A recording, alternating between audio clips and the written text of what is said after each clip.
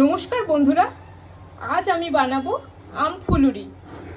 তার জন্য নিয়ে নিয়েছি একটা ফজলি আম, চালের গুঁড়ো, নারকেল কোড়া, দুধে ভেজানো সুজি, নিয়েছি রিফাইন্ড অয়েল, চিনি আর নুন, আর নিয়েছি মৌরি।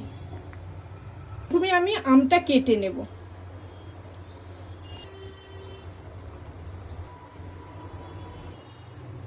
আমার আমটা কাটা হয়ে গেছে, এবার মিক্সিতে দিয়ে দেব। একদম পেস্ট হয়ে গেছে বলে নামিয়ে নেব। এবার এর মধ্যে দিয়ে দেব নারকেল কোড়া, দিয়ে দেব দুধে ভেজানো সুজিটা, দিয়ে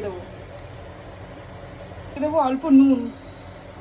চিনিটা আপনারা বুঝে দেবেন, আমটা মিষ্টি বলে অল্প চিনি দিচ্ছি। এটা আমি একটু হাতে ঘষে নিচ্ছি, মিশ্রণটা একটু ভালো করে মিশিয়ে নিচ্ছি। দিয়ে দেবো চালের গুঁড়ো, দিয়ে দেবো ময়দা। ময়দার কথা প্রথমে বলতে ভুলে গেছি, এবার দিয়ে দেবো ময়দা। 4 চামচ ময়দা দিয়ে দেবো। ভালো করে মিশ্রণটা মেখে নেব। মিক্সটা আমার রেডি হয়ে গেছে। সে কড়াই বসিয়ে দিয়েছি, এবার দিয়ে দেবো তেল। ফুলুরিগুলো আমি ভেজে নেব। দিয়ে দেবো একটা একটা করে। এবার একটু ভালো করে এপুট টেপুট করে নেড়ে নেব।